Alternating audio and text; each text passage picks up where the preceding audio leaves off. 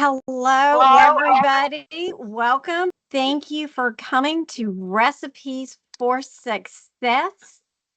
Today, we are going to be talking about effective note taking. My name is Jana Weiss. I'm the Student Life Coordinator for Global Online, and we are excited to have a wonderful presenter here today. His name is Christopher Smith. He is a top tier tutor for our tutoring academic success centers. And you will be able to raise your hands and unmute and ask questions, and also ask questions in the chat. But please help me welcome Christopher Smith, who will be giving our wonderful presentation today. Welcome, Christopher. Thanks, Jana. Hi, everybody. Yes, I'm Christopher Smith. I am the full-time English tutor for the Academic Success Center. And today I'm going to be giving you a presentation on effective note-taking. He has not, and that's partly because an important part of being a student is effective note-taking. However, although teachers expect that students are taking notes, and students usually write things down in class, less often when reading their textbooks, although that's just as important. Oftentimes, the student has no familiarity with how to take notes or is following a method that is ineffective for them. This presentation is designed to help you figure out how to take effective notes for your class and how to find a note-taking strategy that works for you. There are 3 effective methods for note-taking, and the 3 we're going to be looking at are the mind map method, the outline method, and the Cornell method. Now, all 3 of these are good, really equally so, but different strategies work better for different people or for different subjects. So let's look at them a little bit more in depth and try each of them out.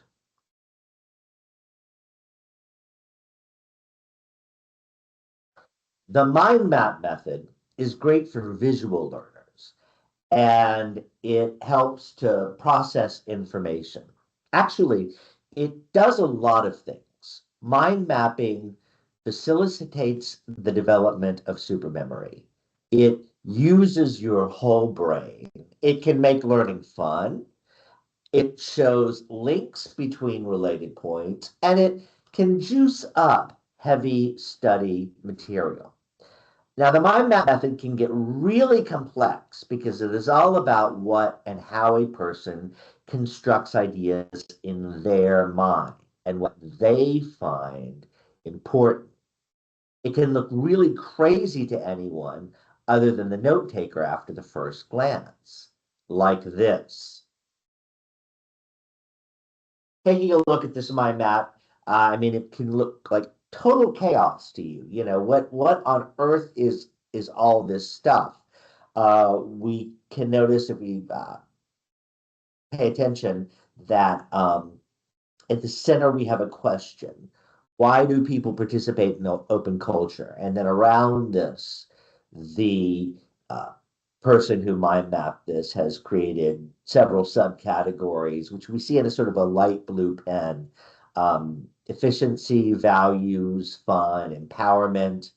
And then around those ideas of why we participate in open culture, like under efficiency, they've made additional notes, more cost effective, constant feedback loops, no need to reinvent the wheel, several brains better than one. So you see, it makes sense to the person who created it and certainly helped them, but it could look kind of messy to an outsider, which is fine. However, they don't have to be that confusing or that complex.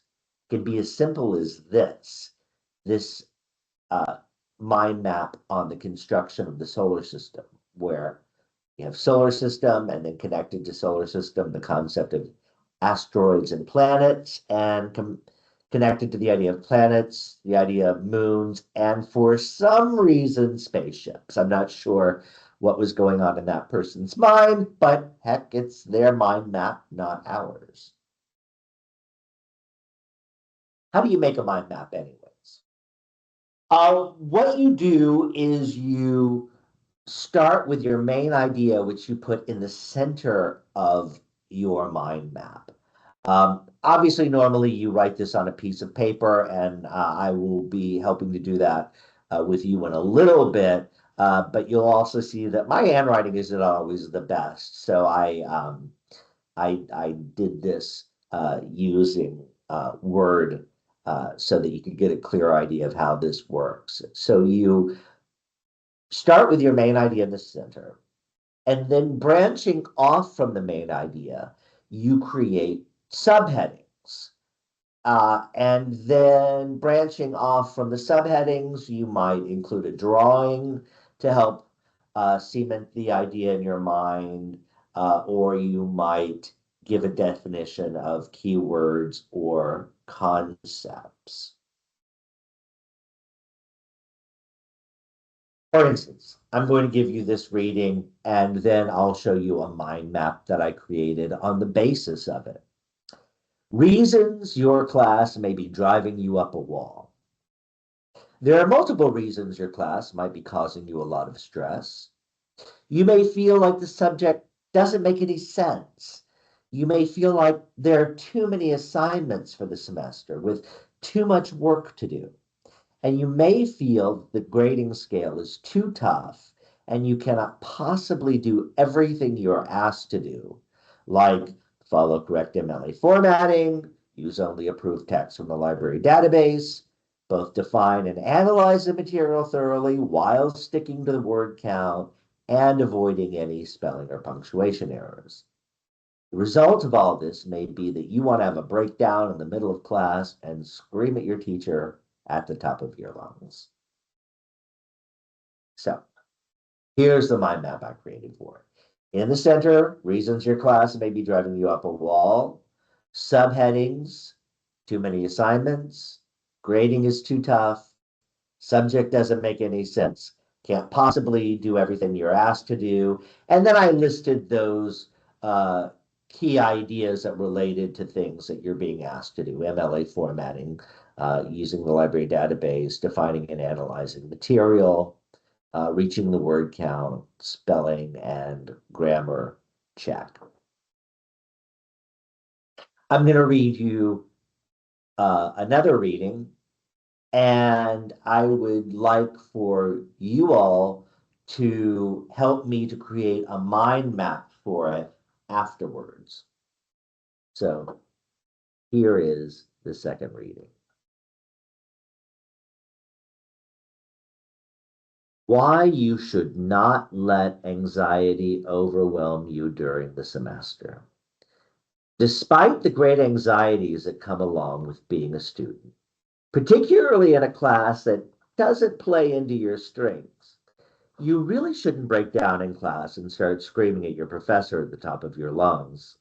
Remember, although they may seem like they are creating all those requirements just to torture you, this is someone who can really help when you're feeling lost and confused. You might actually learn a lot from them. And if you can keep it together, even as the stress piles up over the semester, you may find that you not only learn how to do many things you couldn't do before, but that you've grown and matured as a person. Also, exploding in class might cause you to be invited to leave the school for a certain amount of time. This is called being suspended. Extended craziness may cause you to be invited to leave the school permanently. This is called being expelled. You want the happiest experience you can have as a student, not the worst. Try to keep calm, reassure yourself you can do it, and look for a positive spin. As you are feeling the pressure build, ask your teacher for some tips on how to approach all the requirements. make an appointment for tutoring with the Academic Success Center. Hey, our number is 713-718-8184. That's your first subliminal plug for our tutoring services. You're going to make it through the semester okay. Reassure yourself of this, especially at midterms and finals. All right, so that's the reading. What I'm going to do here is I am going to write down ideas that you have for a mind map. So remember, in the center of that mind map, we want to put what this note-taking session is all about. So what was the subject of that reading we just had? Anybody?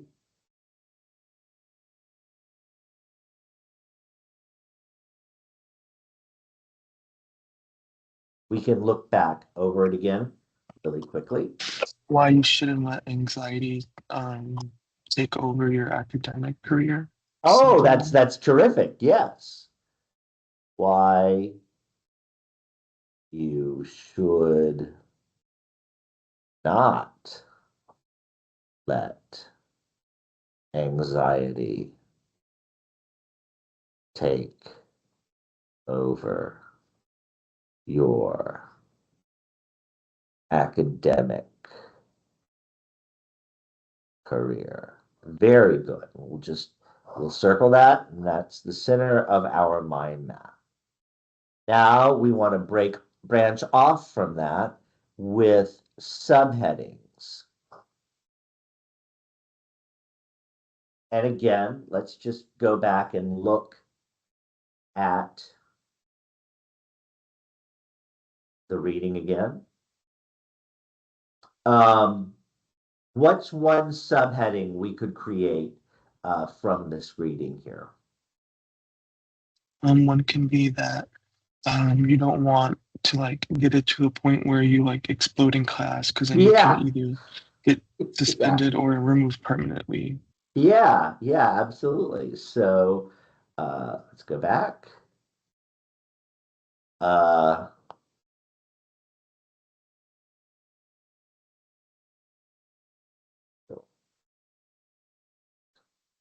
To explode in class. That is one subheading. And we could even branch off from that with two more. We could say might get expelled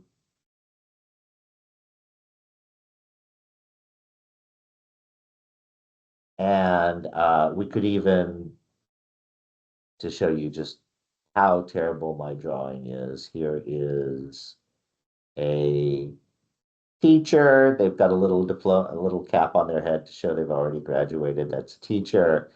And he's telling the other guy, you get out of here.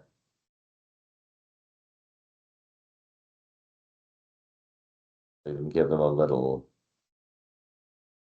dialogue bubble. Too much noise. And then there's the student running away. Yeah, I know. It's really bad. It's for people who have really good artistic skills or who just usually think in pictures more than maybe the drawing works a little bit better. I just wanted to give an example.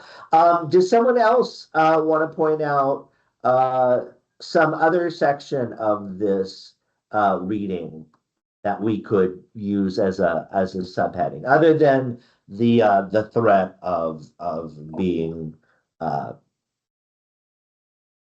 Try to keep expelled? What else?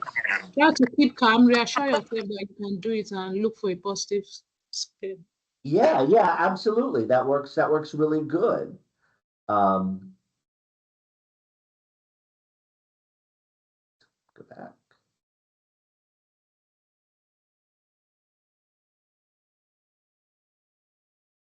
Second. Keep calm.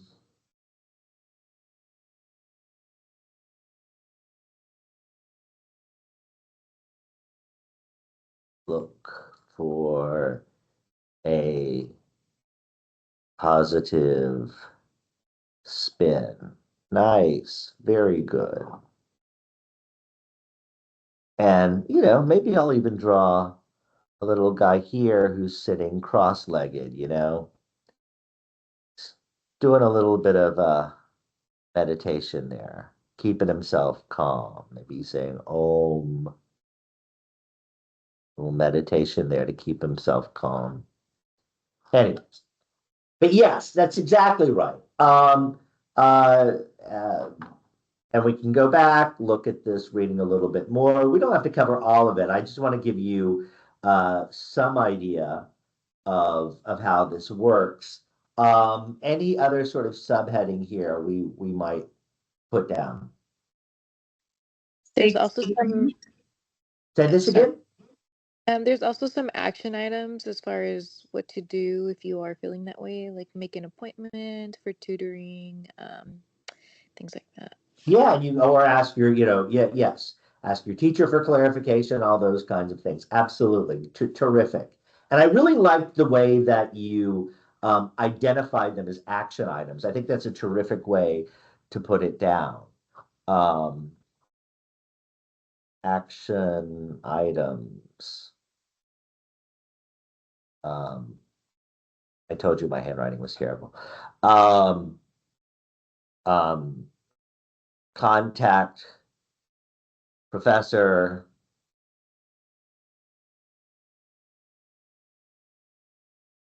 That's one thing we can do. You can also contact the Academic Success Center for tutoring. 713-718-8184. That's another subliminal ad for our department. Yeah. And again, the mind mapping is for you and for what works best. Think of those subheadings as the parts of the lecture that you considered the most important aspects of the main idea, and then the things you branch off of it, things that fall under those categories. But this is our basic idea for the mind map, and that's really, really good stuff that y'all were giving me. Thank you. And now let's move forward, having looked at the mind map. Another method is the outline method. Now, this is the traditional note-taking method, the one you're probably most familiar with, but don't let this guide you into thinking it is old-fashioned. This is a very effective way to organize information and also aids in memory retention. Now, the way you use this method is to use Roman numerals to title a major section of the notes, with capital letters to describe the subheading and Arabic numbers to provide details. Here we see someone who has an essay outline with the introduction. You don't need a photograph. You don't take a photograph, you make it. The importance of photography and literal translation of photography. And then we have body paragraphs. Body paragraph 1, photography is a hobby, turning passion into a career, important.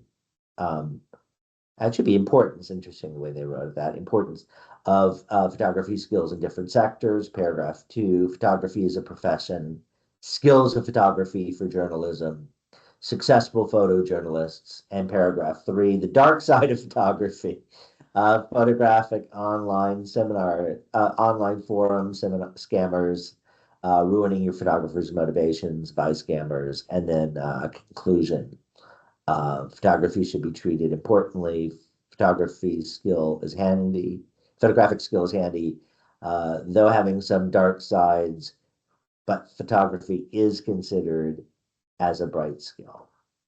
So that's a basic outline. Again, I'm going to give you a reading, and I'm going to show you an example of an outline, and then I will give you another reading, and we will work on an outline together. Why cats are better than dogs? There are several reasons a person might think cats are better than dogs. For one thing, cats don't take up very much space in an apartment or a bedroom. Cats are generally smaller sized. A golden retriever will take up more space in your bed than a kitten. Cats are also more affordable. The adoption costs for cats are much lower. In fact, in the peak season for litters of kittens, shelters may waive their fees entirely or do a 2 kittens for the price of 1 deal. When it comes to toys you buy for your pet, cats also come out as more economical. Dogs tend to chew their toys, thus, to keep the toys from falling apart, toy manufacturers have to make dog toys more durable, and the materials necessary for this make dog toys more expensive. Dogs, of course, need more exercise. A dog must be walked, whereas a cat can be allowed to loaf and sleep as it wants. In this day and age, when most adults are working, that can lead to having to pay someone to walk your dog.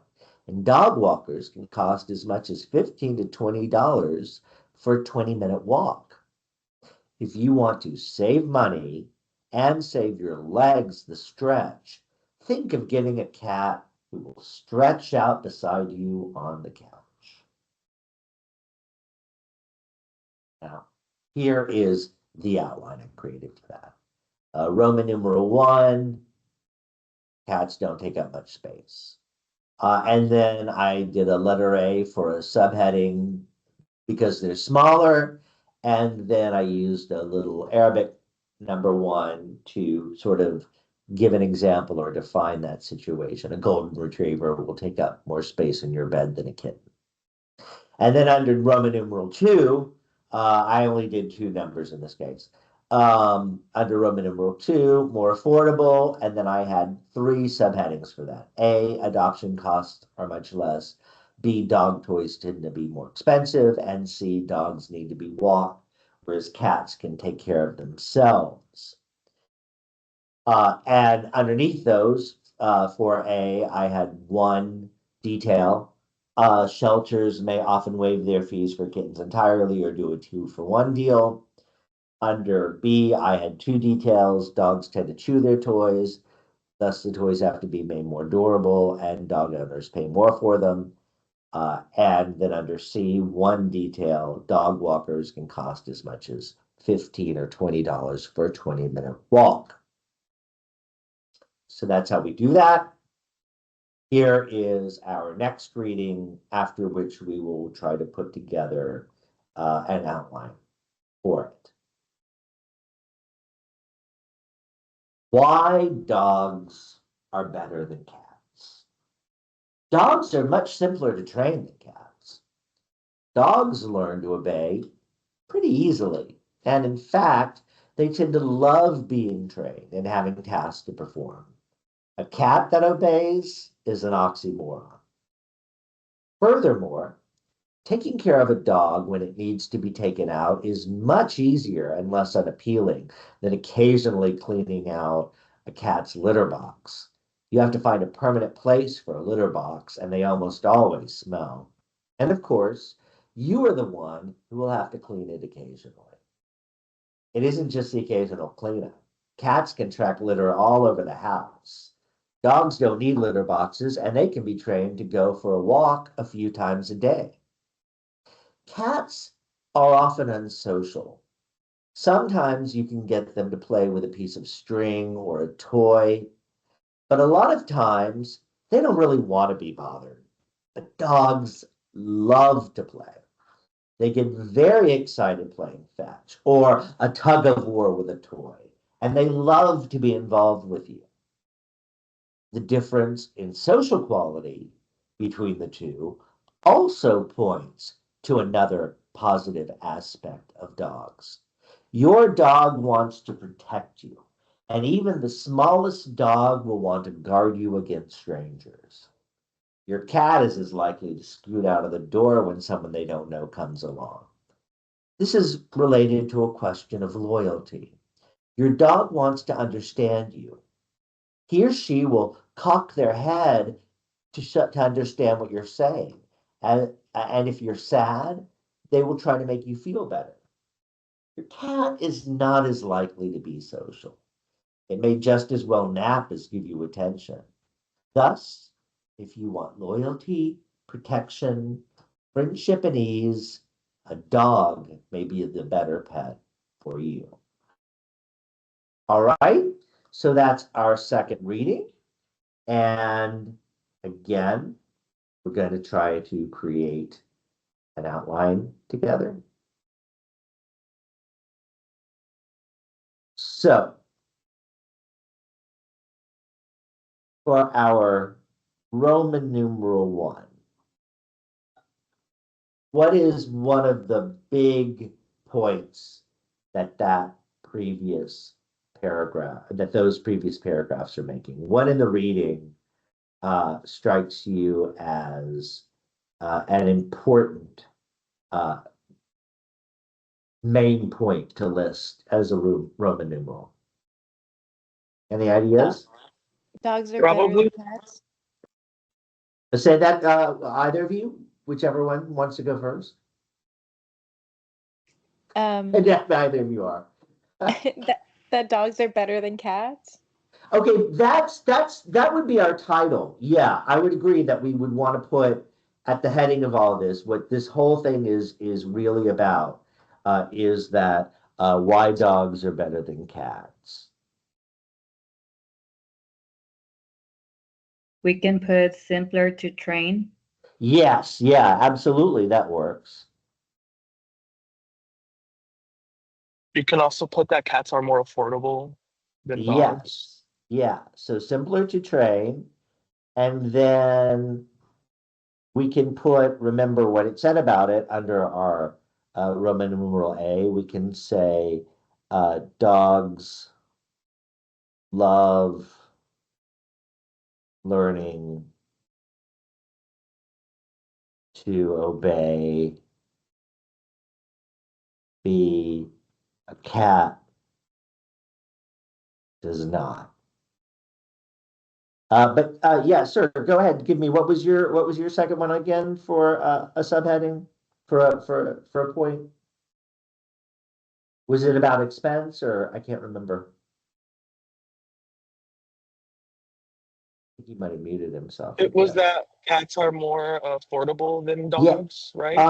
Yeah, but remember this one we're talking about, we're doing the note taking for the second reading, why dogs are better than cats. So you're right that under the why cats are better than dogs, the fact that their toys are cost less would be a good one. But let's go back and look at Dogs need to be taken out. that. Yes, very good. Yeah, that works. Yeah. So dogs only need to be taken out. You can walk a dog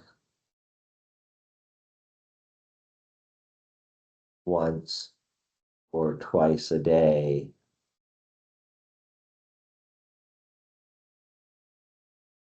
Cats have a litter box.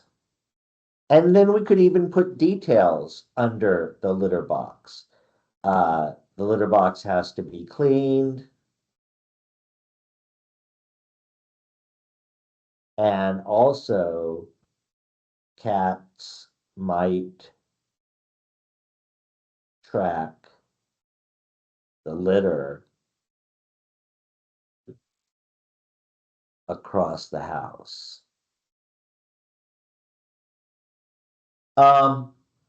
It's our basic outline method.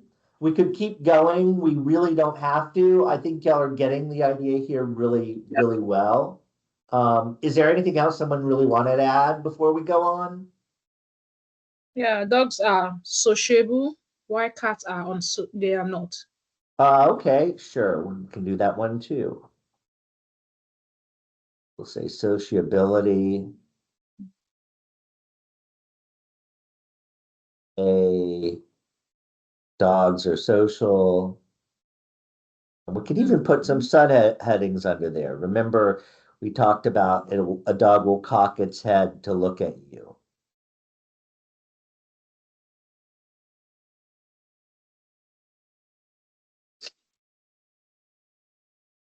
And it wants to comfort you when you're sad.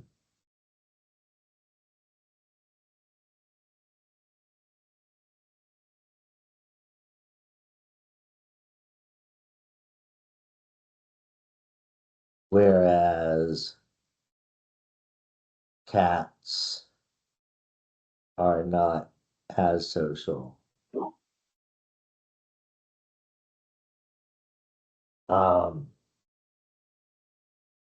May wander off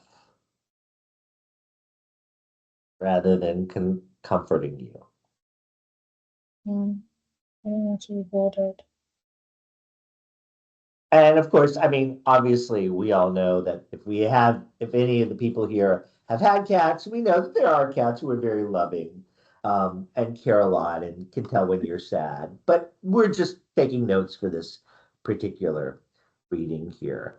What I'm going to do now is I'm going to show you an outline I already created for this reading. And the reason I'm going to show it to you is we're going to move on to a third note-taking method that builds on the outline method. So before I show you how that one works, I just want to show you an outline I did. It's very similar to what we did together. Dogs are simpler to train than cats. That's exactly the first one y'all picked. Dogs learn to obey pretty easily. Love, and then in addition to the detail of love to obey pretty easily, then the second detail, love to be trained and having tasks to perform.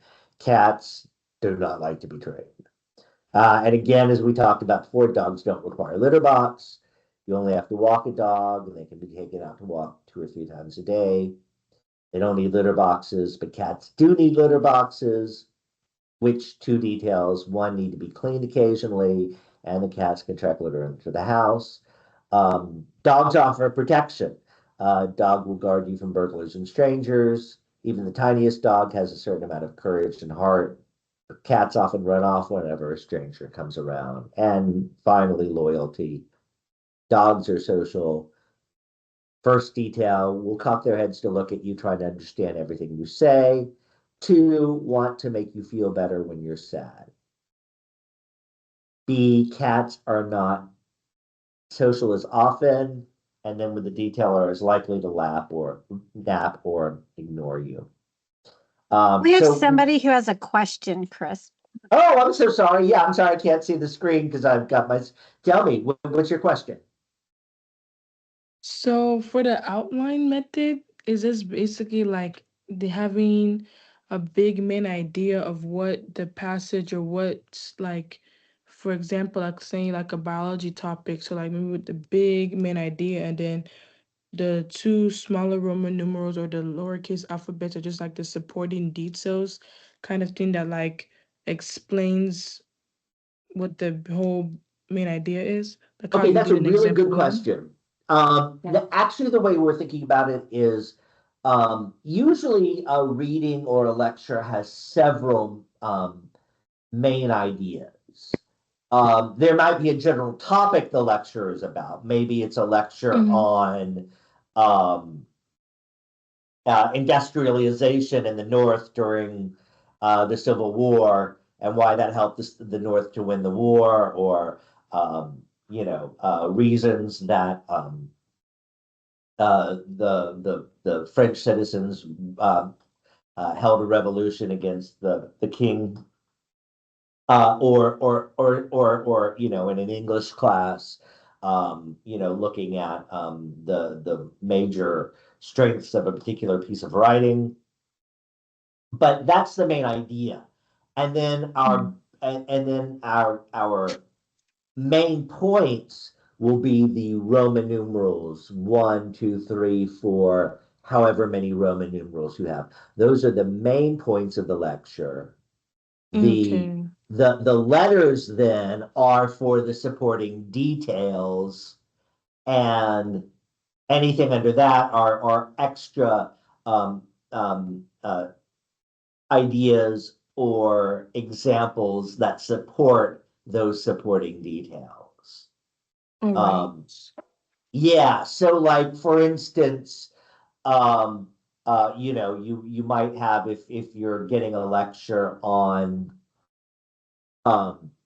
why you know the French Revolution occurred, a Roman numeral 1 might be lack of secure income, and then it might be point A, the landed gentry owned all own most of the means of making a living, and point B might be the average middle class and peasant had no way to rise economically, and then we might give a number 1 or number 2 to give details about those things. And then another point might be a strong urge towards freedom, and that might be Roman numeral 2, a strong desire for freedom, and then subheadings for that. That's how we would do that. Does Okay. that answer your question? Yes, thank you so much. Oh no, I'm more than happy to. Did anybody else have any question they wanted to ask? Okay, then I'm going to move on to the last form of note taking we might do. This is the Cornell method. Now, this is a little bit more involved and involves a certain amount more setup, but it can help you to memorize the information in your notes and is particularly good for exams. And again, as with the first example of the mind map or the outline method, you can see that you can get really intense and just really fill in a lot of stuff here in terms of what the mind map, what the Cornell method is supposed to do. But in fact, it's in its essence a very simple system. You can either draw a line down your main page that divides the page about 30% on one side or 70% on the other, or you can even use the margin that is already set up in your notebook to create that line automatically. And during your course lecture, you go ahead and you take your notes the way we already talked about doing. But on the left-hand side of the page, you write down quick abbreviations, summaries of ideas or questions, or maybe little bits of information that help you retain the information that you took notes on. And you can, at the bottom of your page, create a summary of your notes as well. So to look again at that example of the outline I gave you before, but with the Cornell method added to it, we see here, for instance, I put questions to the side. Which species responds better to training? Of course, the answer is dogs. Or what about problems with litter boxes? Dogs don't require a litter box. Or which animal provides more safety? It doesn't necessarily have to be questions all the time. You might put a little anecdote there. You might put say, oh, I remember when my dog, used to just, go crazy with barking the minute anybody came to the door, next to the ones about offer protection, or next to loyalty. And I remember when one of the cats we owned was just a real snob and never wanted to have anything to do with anyone. That kind of thing. It's up to you. And notice at the bottom there, I gave a quick little summary of those notes, because dogs can be trained easier than cats, and in fact love to be trained and have tasks to perform. They often make better pets when it comes to their needing to relieve themselves. Dogs do this less frequently and with far less mess overall. Dogs are also winners because of their loyalty and protection. What's great about this is that, and I want to go back to the notes that we made together before. I want to go back to that note we were doing, is that if I put this stuff in, you know, which is easier to train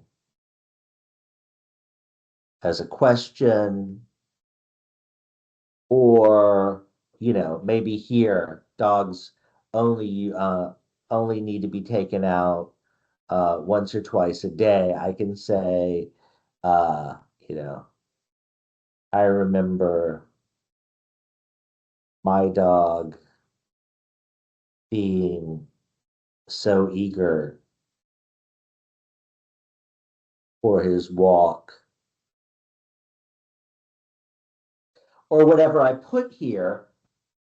What I can do then is, you know, I've got these notes, and so often when you just take notes, notes are great.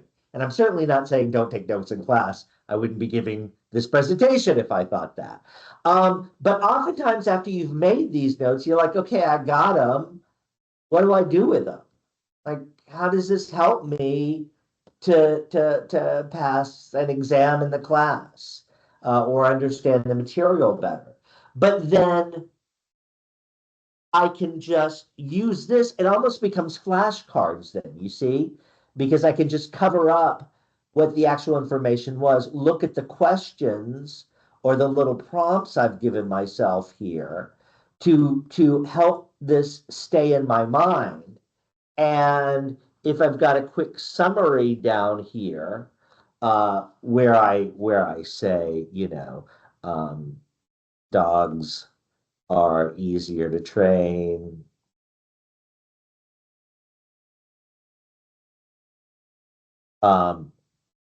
They only need to be walked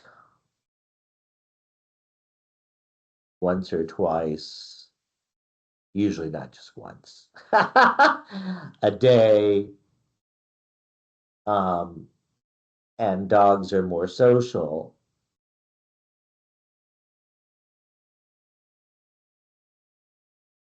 Then I can cover up my answers or just put a little piece of paper over the answers. Look at my questions. If I'm having trouble remembering the questions, look down here for my summary. See if the quick summary I wrote will help jog my memory about this. But that way, it turns what was just some notes you took and are sitting in a notebook, and what are you going to do with them? Turns them almost into a set of flashcards for you to pick up this information and retain it. Gives you a way of cementing those ideas in your mind. And that's why the Cornell method can be really, really effective when it comes to note-taking. And one advantage it can have over the traditional note-taking method. But ultimately, remember, there isn't any one right method for everyone, nor is one method necessarily good for all circumstances. So what I'd encourage you to do in your classes is try all of them out. See which one kind of resonates with you the most, which one you find the most effective. And hopefully this will increase your ability to take notes effectively and to remember the information. And I really hope this does a lot to help you in your studying sessions. Now I'm curious, does anybody have any questions they would like to ask? Is there anything you're not sure about here? Can I see the third method real quick? For the Oh, absolutely. note-taking? Yeah, let me put it back up there. Thank you. Yeah, no, more than happy. Let's go. Let me get back up there to it.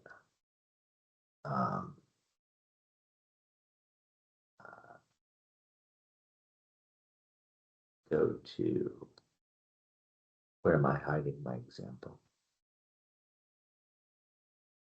Pull it back up.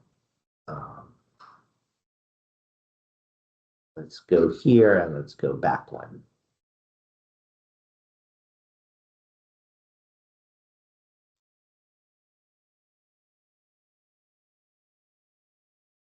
It's much easier to look at my typewritten version than mine. It's much more legible than the one I did on the notepad.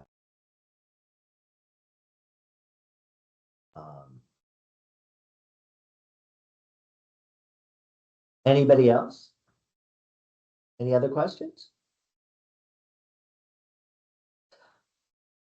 Well, then, I'm really glad you all showed up. I hope you learned something. Please remember that the Academic Success Center can help you with any tutoring you need. We have tutors for almost every subject that is taught at HCC. And we're available both for in-person sessions and for virtual sessions. So whether you'd rather come into the center or whether you would rather be somewhere else and get on a laptop or what have you for your session, you can do that. Our number is 713-718-8184. That's your third subliminal advertisement for the advertising for the Academic Success Center. And I really appreciate your time. Jenna, is there anything more you wanted to say? Yes, thank you for your wonderful presentation, Chris. I hope it was very helpful for y'all. And once again, tutoring. Go often. 713-718-8184. They can help you. If you need any assistance, virtual, in person, they'll help you. They're wonderful. Thank you for coming, everybody, and we'll see you next time.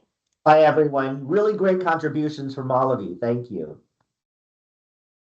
Thank you. Thank you.